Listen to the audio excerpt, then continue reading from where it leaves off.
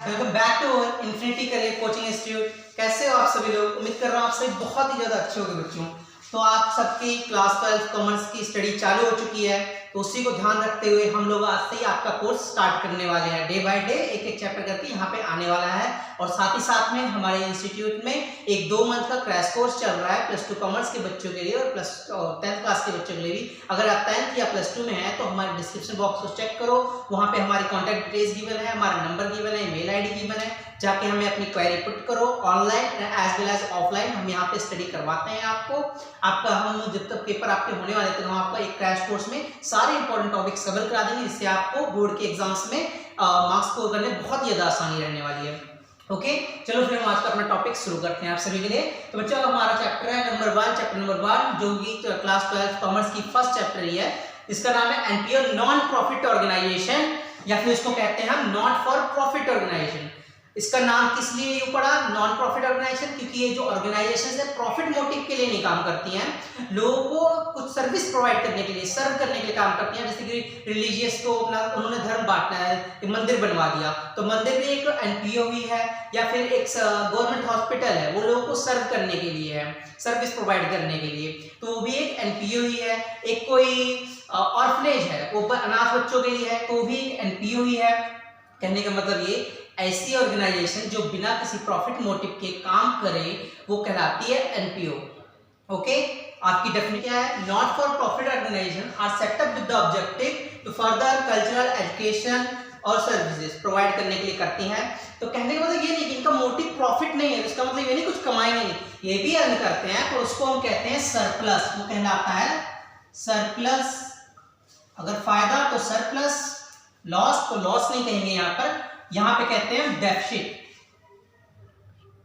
मतलब घाटे में चल रही है, डेफिसिट। ओके, उसके बाद अगर ये बिना किसी मोटिव के लिए चल रहे हैं, इनके पास पैसे नहीं है, तो पैसे कहां से आएंगे संस्था चलाने के लिए? पैसे तो जरूरी हैं, तो इनको मिलते हैं बच्चों फंड्स। तो देखो इनको फंड्स कहां से आते हैं? फंड्स आते हैं इनको सब्सक्रिप्शन से, मेंबरशिप फीस से, इंटरेस्ट फीस से, डोनेशन से, या फिर गवर्नमेंट ग्रांट से, या फिर इनको कभी कभी बेचारों को लोन भी लेना पड़ जाता है। ओके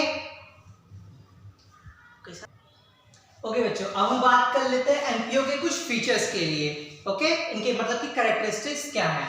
पहला फीचर आता है एंटिटी। जो NPO एक सेपरेट लीगल एंटिटी है जो कि प्रमोट की जाती है कुछ इंडिविजुअल्स के द्वारा या फिर कुछ एंटरप्राइजेस के द्वारा। मतलब कुछ जैसे कि सोसाइटी के कुछ अमीर लोग हैं, एक सोसाइटी में आपके कुछ भी सोसाइटी के लोग रह रहे हैं, उन्होंने इसको प्रमोट किया, कुछ थोड़ा सा दान दक्षिणा दी, या फिर अपनी मर्जी श्रद्धा से कुछ थोड़े से फंड्स डोनेट किए जो NPO को रन करने में मदद करते हैं। या कोई एंटरप्राइज है, कोई बड़ी बड़ी कंपनियां हैं, वो उनकी मर्जी है कि ऑर्फनेज में डोनेट करना चाहते हैं, उन्होंने उसको फंड्स दिए। तो कहने मतलब एक सेपरेट लीगल एंटिटी है जो प्रमोट की जाती है इंडिविजुअल्स के द्वारा या फिर कुछ एंटरप्राइजेस के द्वारा। सेकंड पॉइंट आता है हमारा पर्पस। हम सबको पता है NPO का पर्पस सिर्फ और सिर्फ पैसा कमाना नहीं है, पैसा कमाना है ही नहीं, इनका मकसद है दूसरों को सर्विसेज प्रोवाइड करना है, दूसरों को सर्व करना एक तरह से सोसाइटी में, जैसे कि फ्री एजुकेशन प्रोवाइड करना, रिलीजियस का डिस्ट्रीब्यूशन करना, या कम्युनिटी को सर्व करना। ओके, थर्ड पॉइंट हमारा आता है ओनरशिप। जो NPO है किसी के द्वारा ही ओन नहीं की जाती हैं, ये कुछ दो लोगों के द्वारा मैनेज की जाती हैं। अपने इनके मेंबर्स होते हैं, इनकी कमेटी होती है, इनकी उस कमेटी के कुछ मेंबर्स होते हैं, इनके द्वारा रन की जाती है। ये किसी के ओनरशिप, इन पे किसी का हक नहीं होता, मालिकाना हक नहीं होता।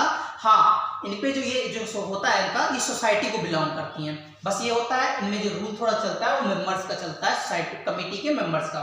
ओके, थर्ड पॉइंट जिसमें ये आया था profit is not the objective. इसका ऑब्जेक्टिव प्रॉफिट तुम्हारा नहीं है, पर इसमें कुछ अगर फायदा होता है उसको हम कहते हैं सरप्लस। सरप्लस इसको कहते हैं फायदा, या फिर इनको आता है डेफिसिट, मतलब कि लॉस। सरप्लस और डेफिसिट। अगले आता है हमारा फंड्स।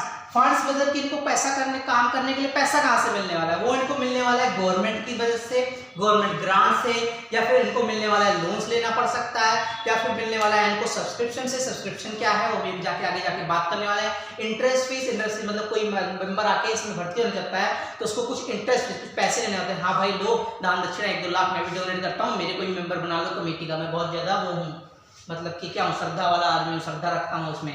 अगला पॉइंट हमारा आता है मैनेजमेंट। मैनेज किसके द्वारा की जाती है? ये जो कमेटी के मेंबर्स हैं वही इसकी मैनेजमेंट करते हैं, वही इसको रन करने में मदद करते हैं, कोई और इसमें इंटरफेरेंस नहीं कर सकता।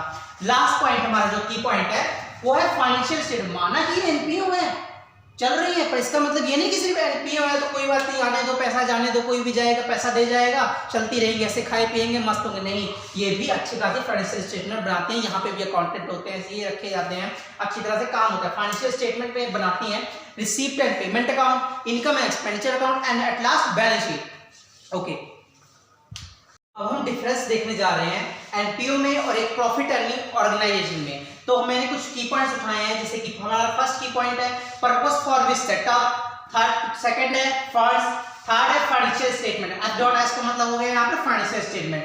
फोर्थ पॉइंट है सरप्लस और प्रॉफिट। ओके, फर्स्ट जो है हमारा पर्पस फॉर फाइनेंशियल स्टेटमेंट, आप यहाँ पढ़ पा रहे होंगे।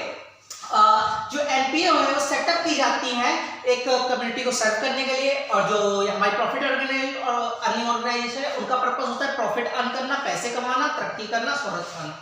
और फिर फंड्स इनको मिलते हैं लोन्स के द्वारा, मेंबरशिप फीस के द्वारा, इंटरेस्ट फीस के द्वारा, इनको मिलते हैं प्रॉफिट अर्निंग ऑर्गेनाइजेशन को, इनको इनके प्रोप्राइटर जो मालिक होते हैं या फिर पार्टनर्स होते हैं उनकी मदद से। और इसमें जो प्रॉफिट अर्न होता है इसको वो एज एन जो प्रॉफिट अर्न हुआ इन्होंने पार्टनर्स में डिस्ट्रीब्यूट नहीं किया, उसको ये एज एन रिजर्व शो करते हैं। रिजर्व इनके तब काम आता है जैसे कंपनी की बिल्डिंग डाउन होने लगी, कंपनी डूबने लगी, तो उसको रिजर्व का काम आता है, निकाल के उससे कुछ पैसा निकाल के काम में लिया जा सकता है। फाइनेंशियल स्टेटमेंट में एनपीओ प्रिपेयर करती है receipt and payment account, income and expenditure account और at last balance sheet. Financial statement में प्रॉफिट अर्निंग ऑर्गेनाइजेशन करती है trading account, profit and loss account and at last balance sheet. Surplus और profit, इसमें NPO में occur होता है या तो सरप्लस ऑकर होगा या फिर डेफिसिट ऑकर होगा, और हमारी प्रॉफिट अर्निंग ऑर्गेनाइजेशन में एट लास्ट में ऑकर होता है प्रॉफिट या फिर लॉस।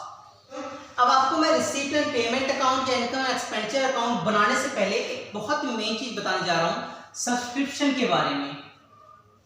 किसके बारे में? सब्सक्रिप्शन के बारे में। ये आपको हो सकता है 3 मार्क्स का अकेला ही एक सम देखने को मिल जाए, देखने को क्या मिल जाए, मिलेगा ही मिलेगा आपको, 3 मार्क्स में आएगा। कैलकुलेट द सब्सक्रिप्शन करके। सब्सक्रिप्शन होती क्या है? सब्सक्रिप्शन वो पैसा है जो कि किसी भी एनपीओ ऑर्गेनाइजेशन के में जो उसके मेंबर्स के द्वारा पेड किया जाता है अपनी मेंबरशिप को बरकरार रखने के लिए। ओके, ये इसको हाफ ईयरली या क्वार्टरली या फिर एक साथ ही जमा कर देते हैं। इसको कैलकुलेट करने का फॉर्मूला क्या है वो आपको स्क्रीन पर डिस्प्ले हो गया होगा अभी तक।